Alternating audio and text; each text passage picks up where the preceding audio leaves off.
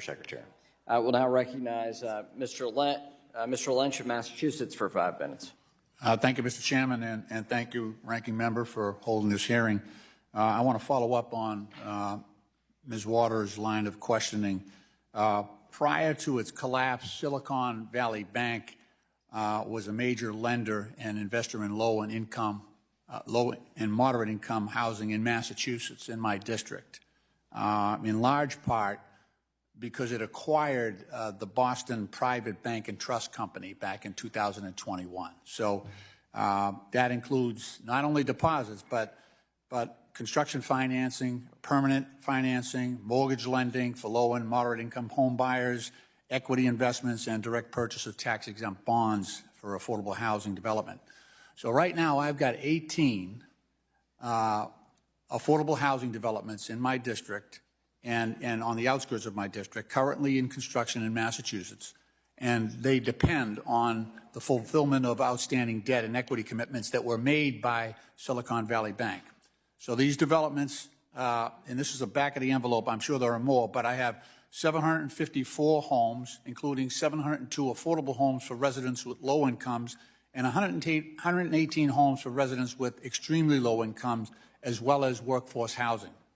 So while the vast majority, here's the thing, while the vast majority of high net worth investors and depositors at Silicon Valley Bank have been held harmless, they've been rescued.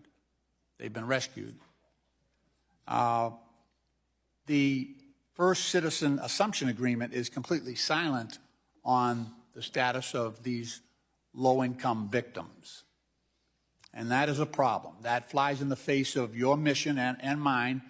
And so, Mr. Gruenberg, now, and I appreciate all three of you and the work. You worked quickly once you saw the problem. And I find great fault with the reckless management on the part of Silicon Valley Bank in that they concentrated so much risk and there was an absence of meaningful risk management. But we have a problem. And while the bank crisis might be over, it's not over in my district with all these families, all these low-income families that are struggling. You know, I got cities like Brockton, Massachusetts. We got a great mayor there doing a wonderful job, and they're all going in the right direction, and as well as Boston and Quincy and others. But we need help. We need to resolve this. So, Mr. Gruenberg, I need a commitment from you, sir. That you need to come to Brockton. You need to come to Brockton in my district, and we need to work this through so that we provide the kind of protection for low-income families, a lot of them families of color, many first, they're first-generation immigrants, and, they need help. And I think you and I need to be there, and I'll get my mayors together and these 18 affordable housing development managers, and we'll try to get this done. But can I get your commitment? Any thoughts on that? Yeah, Congressman, I'd be glad to do that and follow up with you as First Citizens takes over, is in a position to continue to serve the customers of the former institution and work with you in regard to the community issues you just described. That's great. I'm very happy to hear that. There's something new and different, though, in this collapse. There was a concentration of risk on the part of Silicon Valley Bank. They catered to early-stage startups which have a high rate of failure in the first place. They're very skittish, so those aren't core deposits that are going to stay through any period of unsettled economy. And then on top of that, you have panic that is driven by social media. In many cases, you had, venture capitalist firms telling their clients at that bank to get the heck out. So the speed at which this happened was a matter of hours. And again, I commend you on the speed at which you acted. But is there something more that we need to be doing now because of the velocity of money? People can move their money out like that. And are we equipped? The FDIC has a long and strong history, but is is something new and different needed to protect us from that phenomenon?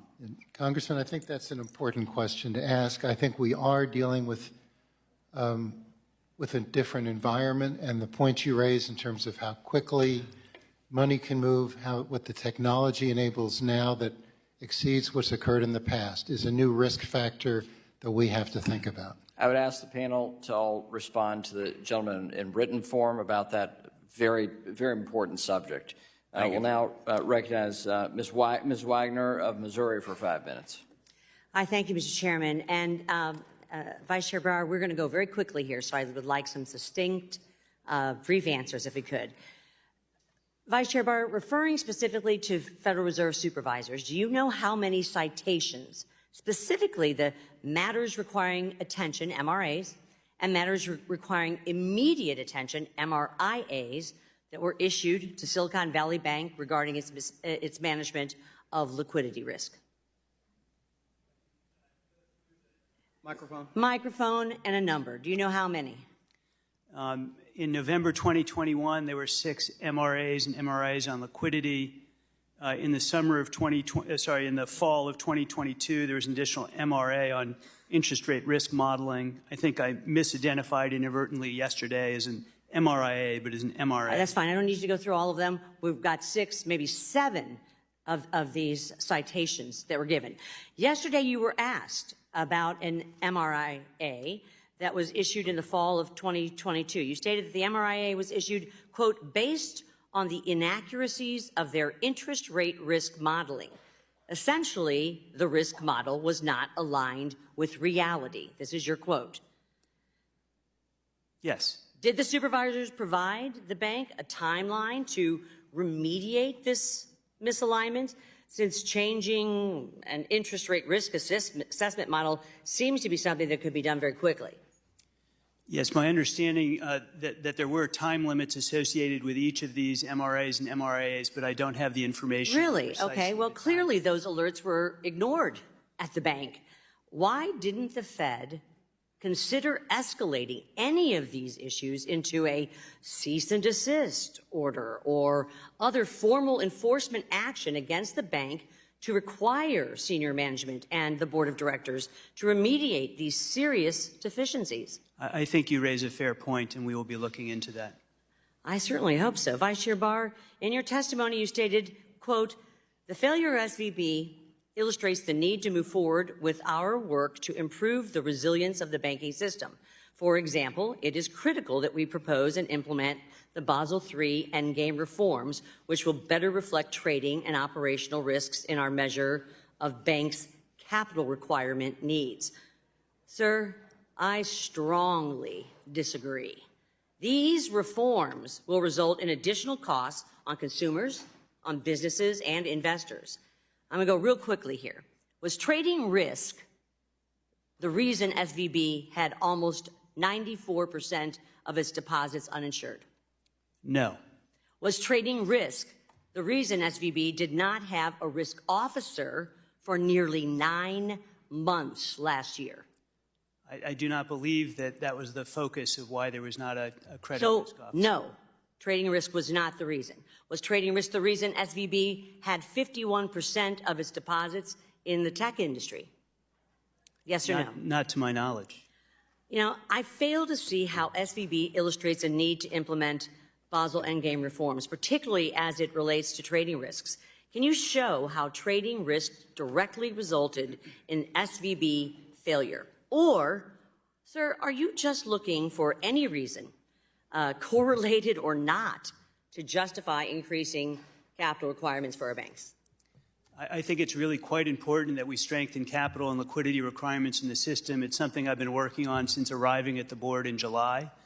And I think that the work that we're going to do, that we will propose through notice and comment rulemaking, will make the financial system safer and sounder. That reduced risks that firms such as SVB in the future. You stated that yesterday that our banks are well capitalized, did you not? Yes, I have been consisting in saying that both that the system is strong, but that also we need to think about stronger capital rules, and I think that's appropriate given the... Well, we're going to have a hearty give and take on this. You know, I want to say this in closing. Despite U.S. regulators having clear knowledge of insufficient risk management, it seems that the examiners and your supervisors were asleep at the wheel, while signs that Silicon Valley Bank was heading towards a collapse were staring them right in the face for many, many months. Vice Chair Barr, I look forward to the release of your review of the supervision and regulations of Silicon Valley Bank so we can dig in some more on May 1st, and I hope that it provides more clarity to the events leading up to these bank failures. I thank you, and I yield back the balance of my time, Mr. Chairman. We'll now recognize Mr. Green of Texas for 5 minutes. Thank you, Mr. Chairman. I thank the ranking member, the witnesses for appearing. Witnesses, you have all made the case for mismanagement at Silicon Valley. If you disagree with this statement, please extend a hand into the air. Let the record reflect that all witnesses agree that mismanagement was occurring. I have before me a news article from what is perceived to be by many a reliable source, CNBC. The style of the article is, that would be the title, the style is Silicon Valley Bank employees receive bonuses hours before government takeover.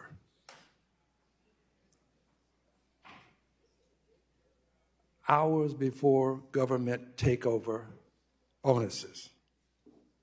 It's also alleged by other sources that these bonuses could exceed $100,000. Mr. Gruenberg, is it true that hours before the takeover of the bank, before it was seized, that bonuses were accorded employees? Congressman, since we weren't the supervisor, I wouldn't have that direct information. I'm sure we could get it for you, or the Federal Reserve could provide it. I welcome the intelligence from the Federal Reserve.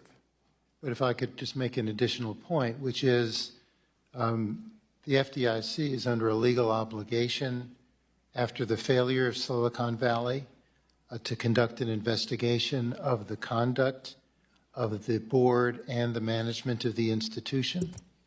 And if misconduct occurred, we do have authority to impose civil penalties, including civil monetary penalties, restitution, and to bar individuals from the business of banking.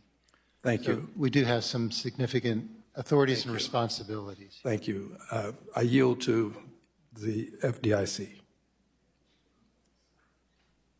Excuse me, to the Fed.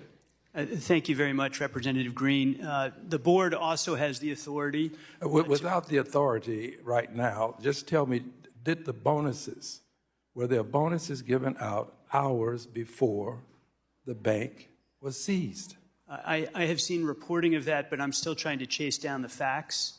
Our enforcement team has the ability to go after actions against individuals. So you're saying you do not know, but you have heard that this is the case? Yes, I do not have the supervisory record of that to know, but I've seen reporting of that, and we're looking into it. For the moment, let's just assume that Bank X hands out bonuses. Management has failed to do its job.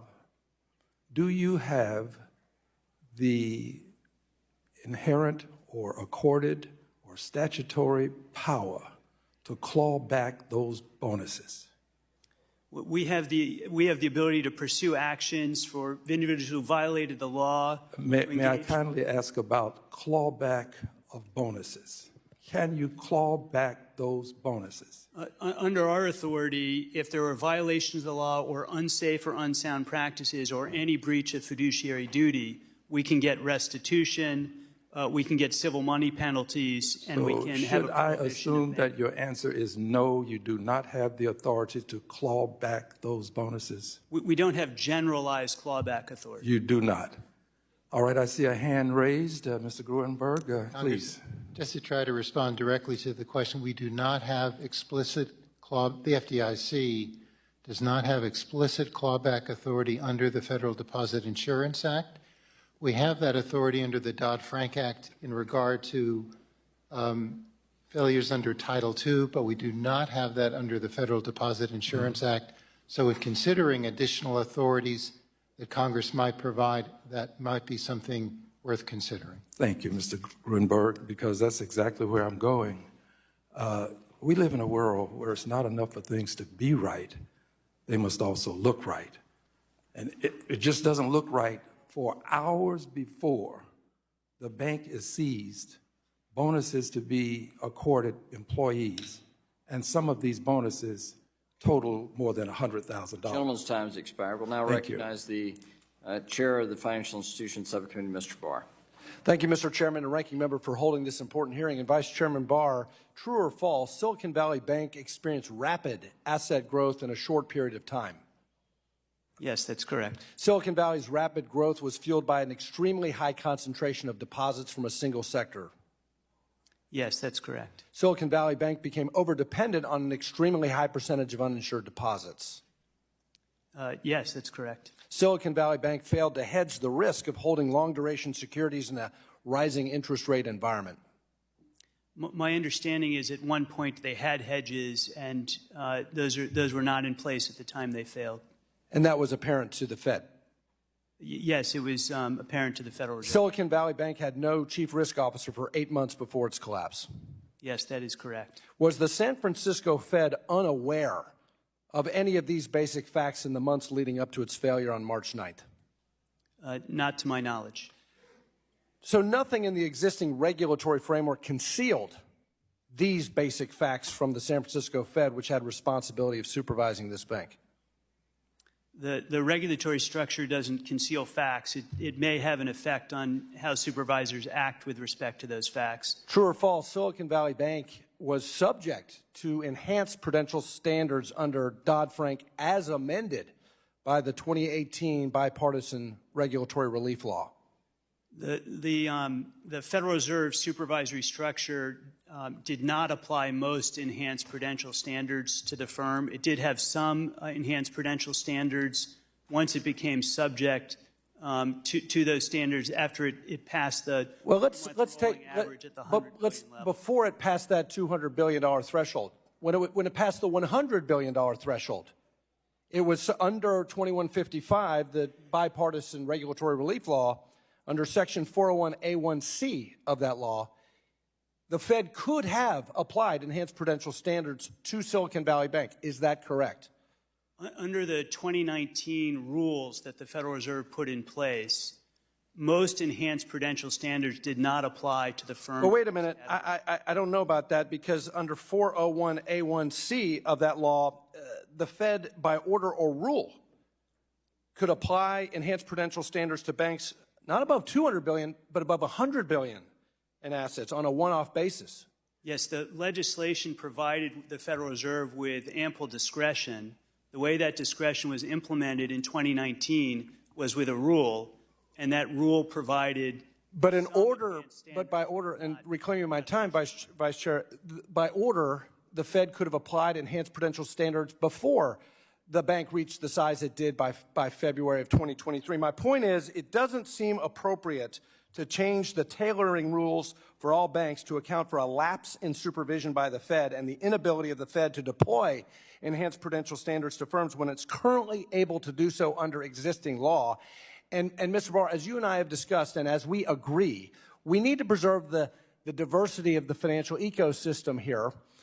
The Fed had all the existing tools it needed to supervise this bank and apply those enhanced prudential standards.